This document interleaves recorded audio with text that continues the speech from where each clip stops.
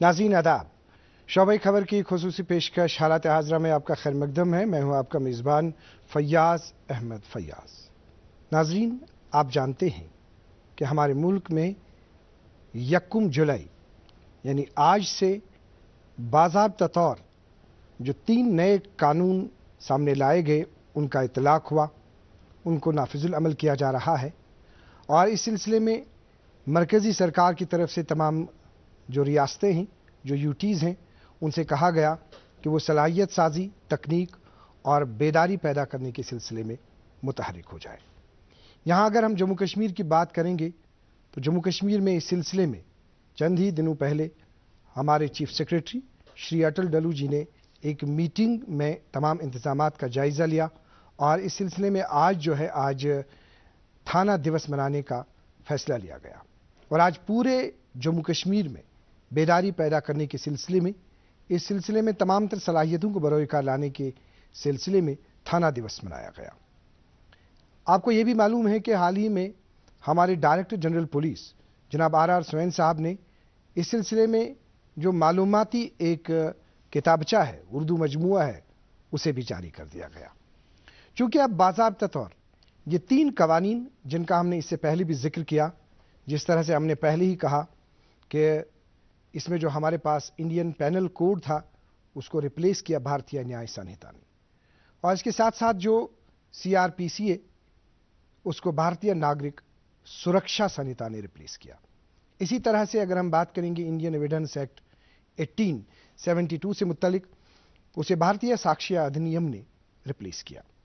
चूंकि एक कवानीन क्या है, चूंकि मरकजी सरकार की तरफ से जिस तरह से आप देखते हैं कि अवाम को इस सिलसिले में पूरी आगाही देने के हवाले से कार्रवाइयाँ जारी हैं, तकरीबात का इनेकाद हो रहा है, मीटिंग्स हो रही है और उसी की एक कड़ी के तहत दूरदर्शन केंद्र श्रीनगर के न्यूज़ शोबे ने ये जो सीरीज़ का आगाज़ किया और ये उसी की एक कड़ी है और हम आपको बाखबर करते हैं, जिस तरह से हमने पहले ही तारुफ कुछ दिनों पहले दे दिया इन 3 कवानीन के हवाले से और फिर उसके बाद हमने ख़वातीन के तहफ़्फ़ुज़ के हवाले से बात की और आज हम बात करना चाहेंगे जो इसमें BNSS है, यानी भारतीय नागरिक सुरक्षा संहिता।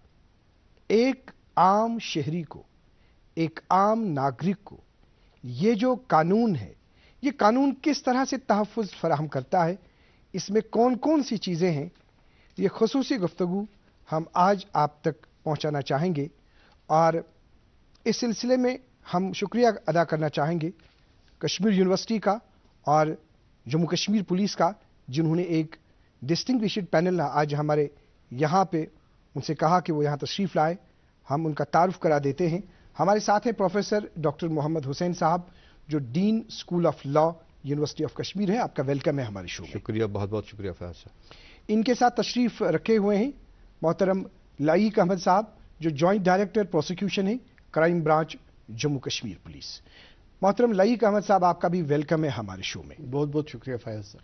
प्रोफेसर डॉक्टर मोहम्मद हुसैन साहब, इससे पहले कि हम तफसीलन बात करें, बहुत सारे जितने भी इस सिलसिले में नई नई चेंजेस जितनी भी लाई गई है, आगाज़ में हम ये जानना चाहेंगे कि ये एक्ट का मुख्तसर तारुफ हम लेना चाहेंगे। देखिए फैज साहब, जहाँ तक इन कवानीन का ताल्लुक़ है, कवानीन को तरमीम भी किया जा सकता था, इसमें अमेंडमेंट्स भी लाई जा सकती थी, लेकिन हमने नए कवानीन क्यों लाए? तो जैसे आपने कहा कि हमने क्रिमिनल लॉ जो इंडियन पेनल कोड है 1860 का, उसके बदले में हमने भारतीय न्याय संहिता लाया 2023।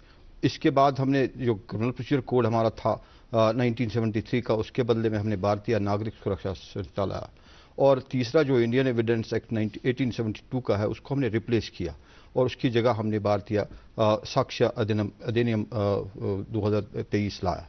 तो इन कवानीन को सरे से बदलने की जो ज़रूरत क्या थी और क्यों थी?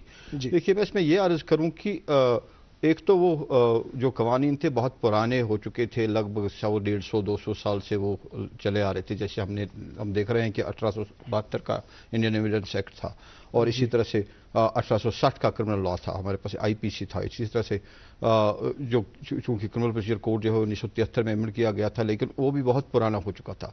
और नई जो सिचुएशंस है, जिन इन नई सिचुएशंस को टैकल करने के लिए हमारे पास एक नए सेट का ये होना जरूरी था, एक नए कानून का होना जरूरी था, जो सारी इन सिचुएशंस को जिनमें आज हम गुजर रहे हैं, जिनसे आज हम गुजर रहे हैं। मिसाल के तौर पर मैं बता दूं कि आज बहुत से क्राइम्स जो है, जो बहुत सी वारदातें हैं, आदमी देख रहे हैं हम कि स्टॉकिंग के जरिए या फोन्स के जरिए फ्रॉड्स हो रही हैं, या साइबर क्राइम्स जिसको हम बोलते हैं।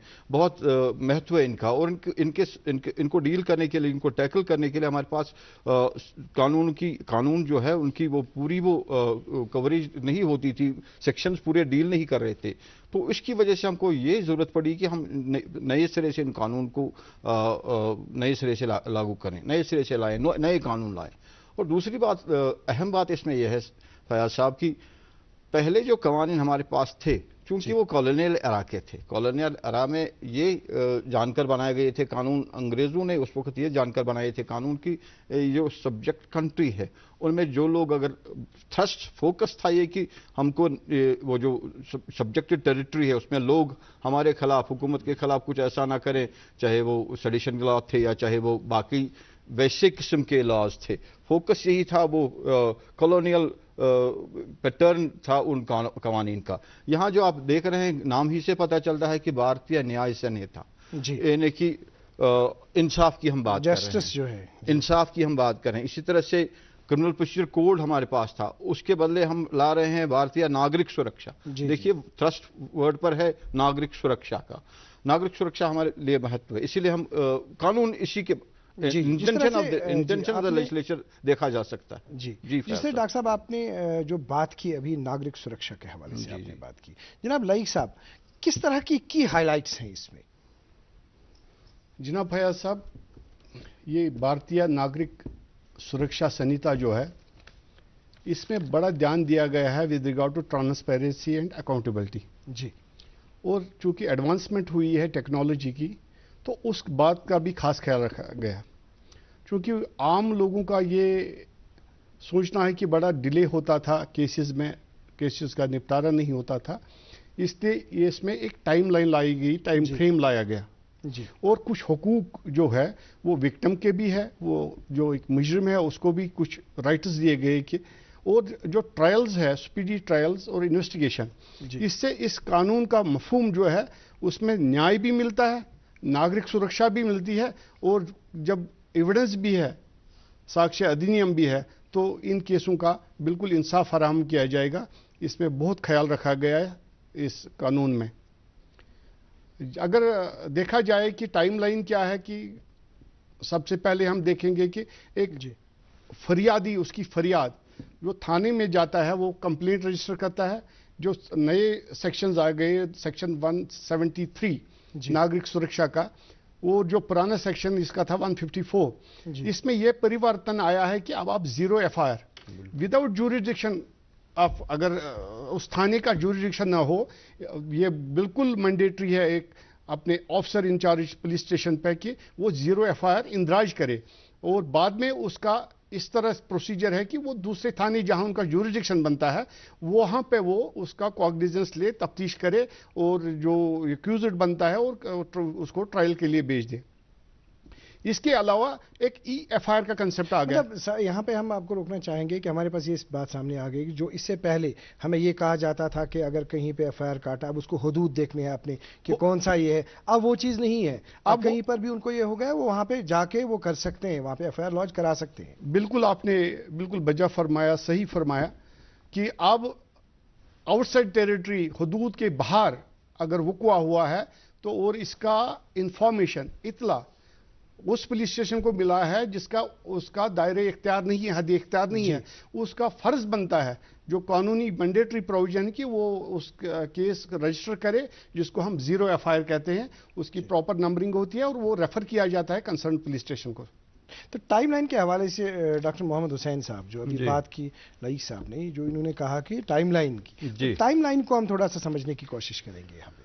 देखिए फैयाज साहब, ये बहुत ही महत्वपूर्ण मसला इसमें है कि जो हमने इस कानून के जरिए हम टैकल कर रहे हैं। इससे पहले जब हम देखते थे कि ट्रायलें जो है, क्रिमिनल ट्रायलें सालों साल चलती थी, और फिर केस को डिसाइड करते करते जनरेशन्स भी वेट करती रहती थी कि कब फैसला आ जाए। ये दोनों साइड में इफेक्टिव होता था, नुकसानदेह दोनों साइड के लिए होता था, चाहे विक्टिम हो उसके लिए भी कानून इंसाफ मिलने में बहुत देर लगती थी, और जो ऑफेंडर होता था जिसको सज़ा मिलनी होती थी वो भी बहुत देर तक उसको ट्रायल सहनी पड़ती थी, और अगर वो बेगुनाह होता तो फिर भी वो उस ट्रायल में उसको बहुत टाइम लगता था।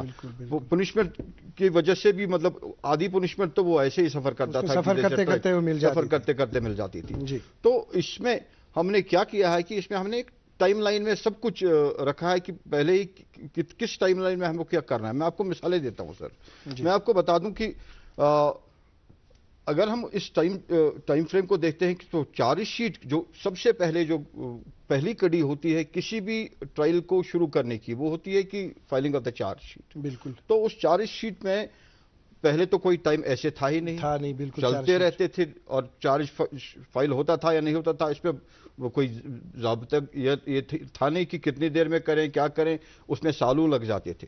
तो इस नागरिक सुरक्षा में पहली बार हम देख रहे हैं कि विद इन 90 + 90 180 डेज में हमको चार्जशीट फाइल करनी है।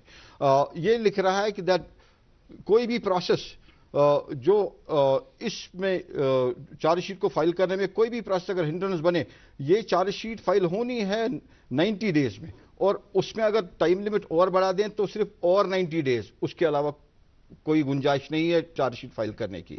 तो ये पहला है। इसके साथ साथ हमको ये जो हम कहते हैं कि असल में कानून का मकसद होता है इंसाफ दिलाना। बिल्कुल सही। और क्रिमिनल ट्रायल में इंसाफ दिलाना बहुत मुश्किल होता था क्रिमिनल ट्रायल्स में, क्योंकि कानून हमारे पास ऐसा था कि वो टाइम का कोई ख्याल नहीं रखा जाता था। लेकिन इसमें पहली बार कि एक टाइम फ्रेम है कि 3 साल में इस क्रिमिनल ट्रायल को खत्म होना है। 3 साल में क्रिमिनल ट्रायल को वाइंड अप करना है। तो मतलब इसमें सभी का फिर रोल है। देखिए, जैसे जुडिशरी है, पुलिस है, बाकी है, जितने भी इसमें हर एक को पाबंद बनाया, बिल्कुल पाबंद बनाया गया सर। और मैं कुछ और बात कहूं सर, वो बहुत महत्वपूर्ण है। वो ये है कि सर अब देख लीजिए ये सब कैसे हो जाएगा जी। हमने मेरे साथ लीक साहब बैठे हैं, और ये चूंकि इंफ्रास्ट्रक्चर की जहां तक बात है, हम परसों बात कर रहे थे कि इंफ्रास्ट्रक्चर तो ठीक है, इसमें हमको माइंडसेट पर बहुत फोकस है। बेसिकली आप देखेंगे कि ये माइंडसेट हमको चेंज करना है। बिल्कुल।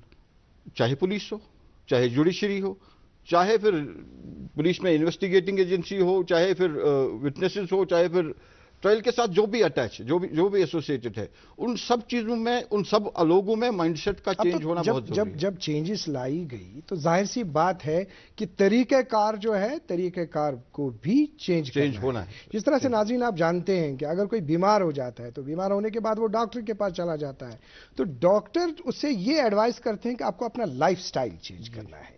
जिस तरह से बिल्कुल बजा फरमाया डॉक्टर मोहम्मद हुसैन साहब ने। जनाब लाइक साहब, ये तरीक़ेकार चेंज करने के हवाले से, और जिस तरह से अभी उन्होंने फरमाया कि इसमें कौन कौन सी ये जो टाइम फ्रेम का है, तो किस तरह से आप क्या चीज़ें आप ऐड करना चाहेंगे इसमें? जनाब, जैसे भी पहले ही मैंने अर्ज़ की कि time line is very important, जो इसका स्पेसिफिक जो हो, बल्कि इस एक्ट की क्या शान है, तो मैं कहूँगा टाइम फ्रेम। जब टाइम फ्रेम की बात करते हैं, ये टाइम फ्रेम स्टार्ट होता है एफआईआर दर्ज करने से जी। जब ये एफआईआर आ गया तो 3 दिन में कंप्लेनेंट को पुलिस स्टेशन में आना है। ओनली 3 दिन का वक्फा रखा है, और उसको साइन करना है अपने एफआईआर को, वो एफआईआर माना जाएगा। और इसी तरह जो हमारी सुप्रीम कोर्ट की बहुत सारी जजमेंट्स है, उनके डायरेक्शंस इनकॉर्पोरेट किए गए। सपोज प्रिलिमिनरी इंक्वायरी जी, अगर एक ऑफिसर इंचार्ज पुलिस स्टेशन के पास केस आया तो वो चाहता है कि अपेरेंटली प्राइमा फेशे कॉग्निजेबल ऑफेंस इसमें नहीं बनता है, उसको 14 दिन में ही कंप्लीट करना है इसका तहकीकात। अगर 14 दिन में ये प्रूव हुआ कि कॉग्निजेबल ऑफेंस बना है, जो ऑफेंस काबिल दस्तंदाजी पुलिस होता है, तो वो बिल्कुल केस रजिस्टर कर सकता है और तफ्तीश जारी कर सकता है। इसी तरह इन्वेस्टिगेशन में हम क्या करते थे, चालान, एक पूरी इन्वेस्टिगेशन कंप्लीट नहीं होती है, उसमें हम एक ज़िमनी चालान के प्रिलिमिनरी चालान करते थे, उसके बाद कोर्ट से इजाज़त तलब करते थे कि हम 178 सबसेक्शन 8 के तहत 173 सबसेक्शन 8 के तहत सप्लीमेंट्री चालान करेंगे। इसका कोई टाइम फ्रेम नहीं था। ओके। अब इसमें कानून ने एक अकाउंटेबिलिटी कायम की कि ये जो तफ्तीश आप रवां रखते हैं इसमें 90 डेज का वक्फा दिया गया। सो यहाँ पे भी अकाउंटेबिलिटी आ गई, सही बात, एक सिस्टम की। वहां पुलिस की आ गई अकाउंटेबिलिटी, यहाँ जुडिशरी की अकाउंटेबिलिटी आ गई जनाब। और भी आगे ऐसे सेक्शन है जहां पे अगर हम, जब ट्रायल ऑफ द केस है उसमें एडजर्नमेंट होते थे, आज जी ये है तो अपने जो presiding officer of the courts थे वो एडजर्न करते थे। इस कानून का ये जो सबसे अहम मुद्दा है विद रिगार्ड टू ट्रायल्स, वो ये है कि खाली 2 एडजर्नमेंट मिलेंगे, उसमें भी वो स्पेसिफिक रीजंस होनी चाहिए। How presiding officer is satisfied that कि I should order for adjournment of the proceedings. 2 के बाद इसमें कोई एडजर्नमेंट नहीं होगी। ये शिफाफियत है ना एक सिस्टम की, ये रवां है, हर एक एवरीबॉडी एहतिसाब है, हिसाब है कि करने का। आपकी बात को हम नाजरीन तक लेना चाहेंगे। नाजरीन, इस तरह से जो कंसेप्शन था अभी तक, किसी को भी जो मुअम्मा दरपेश हुआ करता था, कोई मसला दरपेश हुआ करता था, जिस तरह से हम क्रिमिनल इन चीज़ों की बात करेंगे, तो जब यहाँ से पाबंद बनाया गया, शायद वो कंसेप्शन अब दूर होगा जिस कंसेप्शन में ये कहा जाता था तो कश्मीर लफ्जन मस्त वह कोर्टस कुन गन किया, अत बल पकुन अंद न कहीं। लेकिन ये सारी चीज़ें जो है, इन सारी चीज़ों को, ये जो हमारे पास नए कवानीन है, उन सभी प्रॉब्लम्स की दवा यही है। तो प्रोफेसर डॉक्टर मोहम्मद हुसैन साहब, एक्ट के मुताबिक अगर हम बात करेंगे, अगर हम राइट्स की बात करेंगे जी, तो जो विक्टिम है इस एक्ट में उनके भी हुकूक को रखा गया है, जो एक्यूज्ड है उसके भी राइट्स हैं। किस तरह के राइट्स हैं? देखिए, अगर हम एक्यूज्ड की बात करें तो सबसे बड़ा जो महत्वपूर्ण राइट है वो है फेयर ट्रायल। जी, एक्यूज्ड के लिए एक फेयर ट्रायल होना चाहिए। मुझे लगता है कि पहली बार हम इस नागरिक सुरक्षा में ये अच्छी तरह से इंश्योर कर रहे हैं कि एक एक्यूज को फेयर ट्रायल मिले, फेयर ट्रायल देने की कोशिश कर रहे हैं, फेयर ट्रायल दे रहे हैं। और दूसरा जो है विक्टिम का, मैंने सबसे पहले कहा कि विक्टिम का जो यही होता था कि सदियां गुजर जाती थी लेकिन फैसला नहीं होता था, इंसाफ मिलता नहीं था, इंसाफ मिलते बहुत देर लगती थी। तो ये ही सबसे बड़ी बात है कि हमने एक बिल्कुल टाइम फ्रेम तो एक अलग साइड हो गया, लेकिन उसके अलावा भी हमने जो इन्वेस्टिगेशन में हमने जो नई चीजें, नई जिद्दतें लाई, टेक्नोलॉजी का भी इसमें अमल दखल, टेक्नोलॉजी का जो अमल दखल हमने लाया, तो उस वजह से मैं आपसे थोड़ा सा उस पर मैं बात करना चाहता हूं। ये देख लीजिए कि पहले हमने एक एप्लीकेशन वो लॉन्च की है, वो एप्लीकेशन अवेलेबल होगी हर किसी आदमी के पास। जब हम टेक्नोलॉजी की बात करते हैं जी, तो आप ये सब चीजें उस एप्लीकेशन में आपको अवेलेबल होंगी। जैसे हमारे पास जैसे ड्राइविंग लाइसेंस कोई अप्लाई करता है तो उसके लिए वो वाहन की वो एप्लीकेशन है, आप सब उसमें अपलोड करते हैं, वहां से आपको नोटिफिकेशन मिलती है, वहां से आपको डेट्स मिलते हैं। इसी तरह से एफआईआर लॉन्च करने से लेकर के बाकी सब चीजें जो है, इसके लिए हमने एक Indian bureau of crime investigation की तरफ से एक एप्लीकेशन है। लेकिन साहब इसमें बहुत अच्छी तरह से वाकिफ होंगे, तो अच्छी तरह से जानकारी रखते होंगे और ये आपको बता सकते हैं कि हमने इसको डिजिटाइज इस तरह से किया है कि बिल्कुल आपके मोबाइल फोन पर आपके इसमें अवेलेबल है, आप देख सकें कि कहां पहुंच गया, किस तरह से, कहां मेरे ट्रायल है, किस तरह से, सब कुछ आपके सामने है। जिस तरह से अभी लाइक साहब, जिस तरह से अभी डॉक्टर हुसैन साहब ने फरमाया, इन्होंने कहा, ये बताइए कि अभी जो हमने टेक्नोलॉजी की बात की, या साथ में अगर हम बात करेंगे कि हमने राइट्स के हवाले से बात की, ये बताइए कि इससे पहले कभी कभी क्या देखा जाता था कि कहीं पे अगर एफआईआर को दर्ज कराना है तो आपने कहा उसमें टाइम फ्रेम है, कहीं कहीं ये भी देखा गया था कि फेक एफआईआर्स भी कहीं पे दर्ज की, मतलब किसी को कोई इशू ही नहीं था, लेकिन फिर भी वो किसी दूसरी प्रॉब्लम की वजह से चाहता था कि नहीं जी अब मैं इसके खिलाफ अब एसएमएस पर भी एफआईआर कर सकता है, इसके हिसाब से एसएमएस दर्ज करना है। क्या आप समझते हैं कि उन चीज़ों की गुंजाइश अब नहीं रही है, क्योंकि अब टेक्नोलॉजी का इंटरवेंशन है, प्रूफ्स का इंटरवेंशन है, बाकी चीज़ें? देखिए फैयाज साहब की टेक्नोलॉजी को क्यों इनकॉर्पोरेट कर दिया गया, एक हिस्सा बना दिया गया पार्ट ऑफ दिस भारतीय नागरिक सुरक्षा संहिता, क्योंकि काफी एडवांसमेंट हुई इसमें। टेक्नोलॉजी का involvement right from FIR till disposal of the mercy petition जी, या हम कोर्ट में जब एफआईआर लॉन्च करते हैं पुलिस स्टेशन में, इसका विक्टिम का राइट बनता है कि copy of FIR free of cost that can be sent submitted to the concerned victim through any mode, because जो इलेक्ट्रॉनिक मोड है, audio visual system and other things, this has got now A recognition. आत मिलो आख बिल्कुल बिल्कुल एक जगह मिल गई। क्या जी पर्पज शू नागरिक सुरक्षा आत टेक्नोलॉजी ती गई इन्वॉल्व, इसमें टाइम फ्रेम भी हुआ है। यू शू मम्बा राइट टू इंफॉर्मेशन अमिस हक ये कि वन से मेनिस केसस क्या गया, यह जानी अब करो अत मामलस में।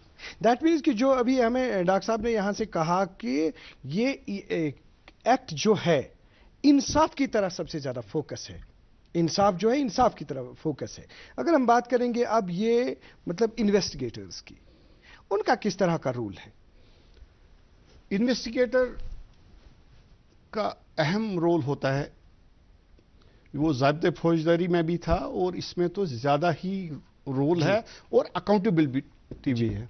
उसको पहले दर्ज करना है केस जी, फिर इन्वेस्टिगेशन करनी है, फिर सीन ऑफ क्राइम जाए वारदात जाए वक़्वा पे जब वो जाएगा उसको पूरा इलेक्ट्रॉनिक रिकॉर्डिंग करनी है of the scene of crime, video. इसमें ये भी प्रोविजन है कि जो सभी इन्वेस्टिगेटर, जैसे इसमें प्रोसिक्यूटर है, जैसे इसमें जुडिशरी है, जैसे इसमें पुलिस है, मतलब सभी को अपनी अपनी लेवल पे ये देगा। थोड़ा सा तफसील में इसमें टेक्नोलॉजी का बहुत अहम रोल है। जो इन्वेस्टिगेटर है उसने रिकॉर्डिंग की of the scene of crime, बिल्कुल उसमें वो हेल्प ले सकता है फॉरेंसिक एक्सपर्ट्स का। हालांकि उसमें नोटिफिकेशन अभी 5 साल within 5 years notification is to be issued. जब ये अक्सबंद हो गई सारी, जो सीन ऑफ क्राइम का क्या कैसे हुआ क्या हुआ, ये एक शहादत है, दिस इज डिजिटल एविडेंस। बिल्कुल, तो यही digital evidence through technology via some mode which has been prepared, जो पूरा बना है, कोर्ट में जाएगा।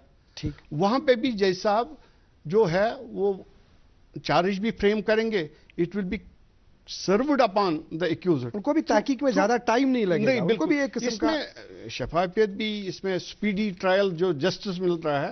क्या हम सब जानते हैं कि हजरत शेखुल आलम फरमोमुत कि justice is better than meditation, क्रे खुद बोर्ड इंसाफ। बिल्कुल सो यथ मोशु इंसाफ पूरा मंबर it has been taken care of. इसमें जो नागरिक सुरक्षा पे जो जोर दिया गया है, because we are the custodians, government is the custodian of life and property of its citizens. बिल्कुल, अत मज आओ कि quick disposal of the cases, मतलब द राइट्स ऑफ द जो एक्यूज्ड है तम सिंद हुकूक ति रचन तम केयर करना तिहुंद ख्याल थावना, मगर मकसद तो मुद्दा शु कि विक्टिम को इंसाफ फराम होना चाहिए। मैं थोड़ा सा इसमें अर्ज करूं, जो लईक साहब कह रहे हैं इसके साथ मैं थोड़ा सा ऐड करना चाहूंगा। वो ये है कि लईक साहब, और आप बिल्कुल इसको आपके इसमें नज़र में है कि 2-3 जगहों पर, जैसे इन्होंने टेक्नोलॉजी का कहा, जिक्र किया, 2-3 जगहों पर बहुत ज़रूरी है। फॉर इंस्टेंस जहाँ पर हम सर्च और सीजर कर रहे हैं, बिल्कुल, तो सर्च और सीजर में हमको वीडियोग्राफ करना है, जहाँ पर पुलिस सर्च और सीजर कर रही है, और जहाँ पर कहीं कहीं पर स्टेटमेंट्स जहाँ पर रिकॉर्ड कर दें, स्टेटमेंट ऑडियो विजुअल मोड में रिकॉर्ड करने। और ये चूंकि हमारे पास अभी वैसा सब जगह अवेलेबल नहीं है, मतलब अभी हमारे जो इन्वेस्टिगेटिंग एजेंसीज हैं उनके पास जो रिसोर्सेज हैं, लोगों की सूरत में जो इन्वेस्टिगेटर्स होते हैं उनके पास वैसे ज़राए तो अभी है नहीं, ना वो उसका इस्तेमाल जानते हैं। तो उसको वो इस्तेमाल में लाने के लिए गवर्नमेंट ऑफ इंडिया बेसिकली एक यूनिवर्सिटी एस्टेब्लिश कर रही है फोरेंसिक साइंसेस के नाम से, जहां से पहले ही साल में 33,000 लोग निकलेंगे जिनके पास पूरा एक्सपर्टाइज होगा कि ये सब कुछ कैसे कर रहा है, जो बिल्कुल टेक्नोलॉजी। मेरे ख्याल से आज भी जो इसके मेरे ख्याल से एडिशनल चीफ सेक्रेटरी शायद होम के, उसका कुछ ऑर्डर भी आज उस सिलसिले में आ गया यहाँ पे किसी की। तो इसमें फोरेंसिक का बहुत, फोरेंसिक को नए सिरे पर टेक्नोलॉजिकल लेवल पर लाने के लिए, क्योंकि हमारे पास फोरेंसिक अभी उस लेवल पर नहीं है, टेक्नोलॉजिकली उस लेवल पर नहीं है, लेकिन हमारे रिसोर्स पर्सन्स को उस लेवल पर लाने के लिए कोशिशें जारी हैं और इसमें टाइम तो लग जाएगा। किस तरह का आप नटशेल में एक आखिरी मैसेज देना चाहेंगे आप? मैं ये चाहूंगा कि हमको जितनी जल्दी हमारा जो इंफ्रास्ट्रक्चर है वो तैयार हो जाए, हमारे जो इन्वेस्टिगेटर्स हों वो ट्रेनिंग ले सके और वो इस काबिल हों कि वो नागरिक सुरक्षा के अंदर जिस तरह से ये टेक्नोलॉजी का इस्तेमाल है उसको वो टेक से भी बने और वैसे पैटर्न पर हो जाए, तो मुझे लगता है कि बहुत सी चीज़ें बहुत जल्दी हल हो सकती है और हम इस ये जो लेटर एंड स्पिरिट है नागरिक सुरक्षा का, इसको अचीव करने में हम वो बहुत जरूरी है। जी मोहतरम लाइक साहब, आपका आखिरी मैसेज किस तरह का रहेगा? आखिरी मैसेज है, सबसे पहले जो आपने प्रोफेसर साहब ने ये बोला कि अभी हम तैयार नहीं है, हम बिल्कुल तैयार है सर।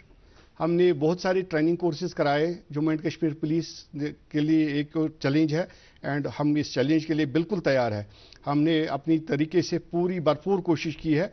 गवर्नमेंट का बिल्कुल इसमें कल ही एसओज निकले with regard to designated place, with regard to designated officer, जो कि टेक्नोलॉजी जो भी इसमें अमल दखल है टेक्नोलॉजी का, वी आर ऑलमोस्ट रेडी है, बिल्कुल है, क्योंकि हम वी विल टेक कॉग्निजेंस। हम बिल्कुल, हमारा मकसद है कि prevention and detection of crime वो हम करते रहेंगे और अवाम उन्नास से भी अपील है कि वो इस एक्ट को समझे और जो भी उनका कोई भी इंफॉर्मेशन हो with regarding to commission of any offence, वो पुलिस स्टेशन में इतलायाबी करे and we will take cognizance of that. मोहतरम लईक अहमद साहब, दूरदर्शन केंद्र श्रीनगर को अपना कीमती वक्त देने के लिए आपका बहुत बहुत शुक्रिया। बहुत बहुत शुक्रिया फैज साहब। प्रोफेसर डॉक्टर मोहम्मद हुसैन साहब, आपका भी बहुत बहुत शुक्रिया, आपने अपना कीमती वक्त दूरदर्शन केंद्र श्रीनगर के न्यूज़ शोबे को दिया। बहुत बहुत शुक्रिया फैज। नाज़रीन मोहतरम, जिस तरह से आज की नशिस्त, आज का प्रोग्राम भी आप तक पहुंचा और आज के प्रोग्राम में हमारे सामने ये बात आ गई कि वाकई तौर जो नागरिक सुरक्षा है, नागरिक सुरक्षा वाकई तौर ये एक्ट दर्शाती है, क्योंकि इसमें इंसाफ एक्यूज्ड को भी है, इसमें विक्टिम को भी इंसाफ है, हर एक के लिए इंसाफ है। आज के प्रोग्राम में इतना ही। अगले शुमारे में आपसे फिर मुलाकात होगी। जब तक के लिए अल्लाह हाफ़िज़ नासिर।